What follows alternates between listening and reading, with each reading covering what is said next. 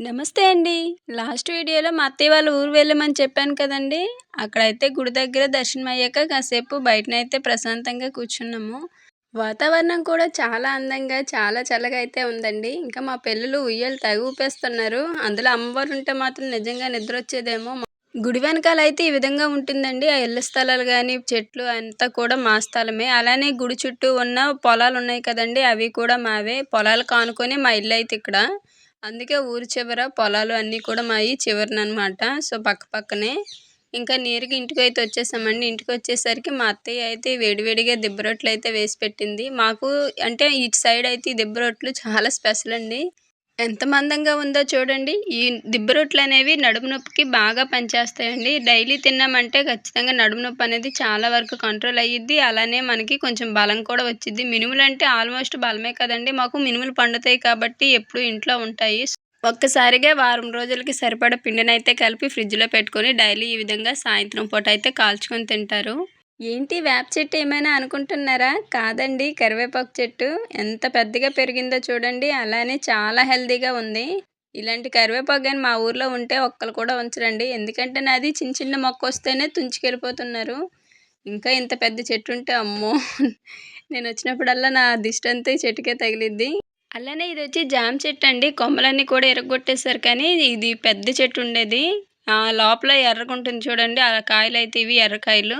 ఇక విత్తనాలు పడి చాలా చెట్లయితే కరివేపాకు మొక్కలొచ్చినాయి. ఇంకా మల్లి చెట్లయితే మా అత్తయ్య బాగా వేస్తారు.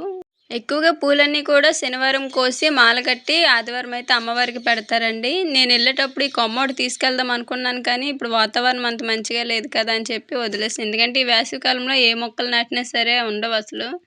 అలానే ఇటు కూడా మల్లె చెట్లున్నాయండి. కోస్తే చాలా పూలవుతాయి. కానీ మాకు కూడా ఇంటి చుట్టూ పొలాలు అదే చుట్టూ తోటలున్నాయి కదా! ఇంకా వద్దనేసాను. లేదంటే మా అత్తయ్య కోస్తానంది. చూస్తుంటే చాలా బాగున్నాయి పూలైతే. ఇంకా దానిమ్మ చెట్టుకైతే మేమెప్పుడొచ్చినా సరే పూత కనిపించిద్దే గానీ కాయలైతే ఉండవు.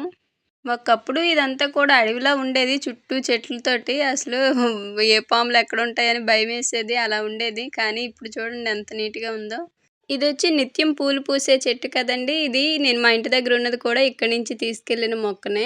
వెనకాల పెద్ద జాడీలా కనిపిస్తుంది కదండీ! దానిలో అయితే ఒడ్డునుంచుతారు ధాన్యాన్ని. అవసరమైనప్పుడు బియ్యం పట్టుకోవడానికి తీసుకుంటుంటారు. మా మావయ్యకి మొక్కలు పెంచడం అంటే చాలా ఇంట్రెస్ట్ అండి. ఇవన్నీ కూడా ఆయన వేసినవే. అలానే గుడి పక్కన ఉన్న పొలాలు కానీ, గుడి వెనకాల ఉన్న ఈ స్థలాలన్నీ కూడా మావేనండి. సొంత పొలం గానీ, ఇళ్ల స్థలాలు గానీ అన్నీ కూడా ఇక్కడే ఉన్నాయండి మావి. అక్కడున్నవేవి కూడా మావి కాదు. ఒక్క ఇల్లుకి తప్ప. అంటే ఇళ్ల స్థలం మాత్రం సొంతంగా డబ్బులు పెట్టి కొనుక్కొని కట్టుకున్నాంలెండి. చేసే పొలాలన్నీ కూడా కౌలు పొలాలే.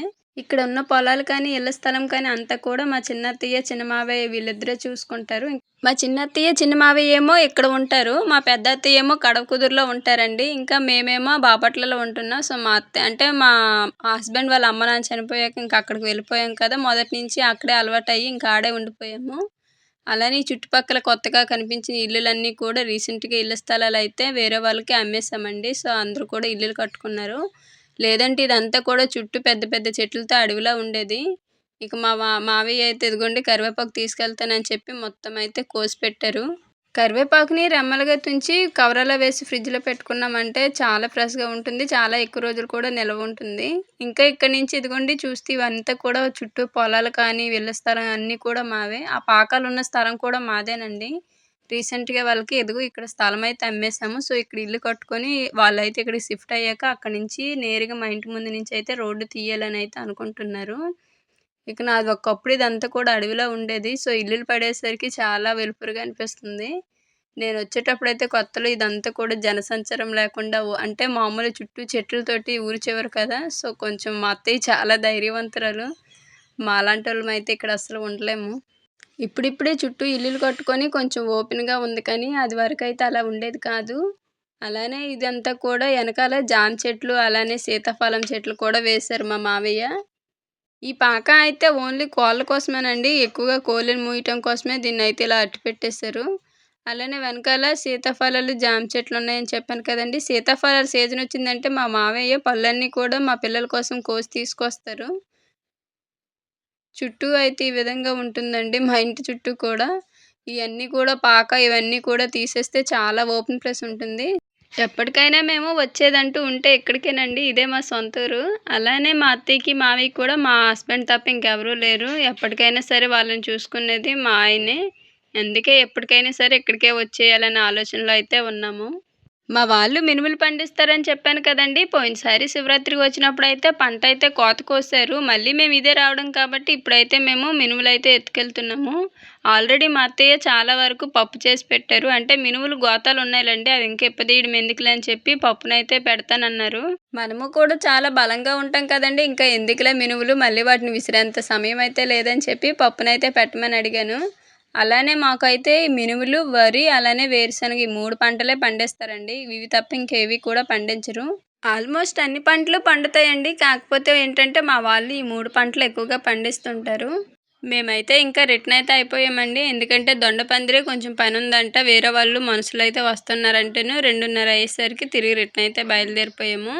అలానే వెళ్ళేటప్పుడు నూకాలమ్మ తల్లి గుడి చుట్టూ తిరిగి వెళ్ళటం అనేది చాలా మంచిది. ప్రతి ఒక్కరు కూడా వెళ్ళారంటే అటు నుంచి నేరుగా గుడి చుట్టూ తిరిగే వెళ్తారు. సో ఇదండి మా సొంత ఊరైతే అత్తయ్య వాళ్ళ ఊరు ఇక్కడ. కాకపోతే ఏంటంటే అక్కడ మా అత్తయ్య, మామయ్య చనిపోయిన తర్వాత చిన్నపిల్లలప్పుడే మా వదిన వాళ్ళు, మా హస్బెండ్ అందరిని కూడా వాళ్ళ అమ్మమ్మ వాళ్ళైతే తీసుకెళ్ళిపోయారు. అక్కడే పెంచారనమాట. సో అందుకు మొదటి నుంచి కూడా అక్కడ వాతావరణమే అలవాటయిపోయింది. ఇంటికైతే వచ్చేసామండి. ఇంటికి వచ్చిన తర్వాత పప్పంతా కూడా ఇదిగోండి ఓ డబ్బాలైతే పోసుకొని స్టోర్ చేసుకుంటున్నాను. అలానే కరివేపాకంతా కూడా ఫ్రిడ్జ్‌లో పెట్టేసుకున్నాను. ఎక్కడికైనా బయటికి వెళ్ళి వచ్చిన తర్వాత ఎప్పుడు అప్పుడే సర్దేసుకుంటేనే లేదంటే ఇంకా అంతే ఆటిని ఒక పక్కన పడేసి అలానే వదిలేస్తాము.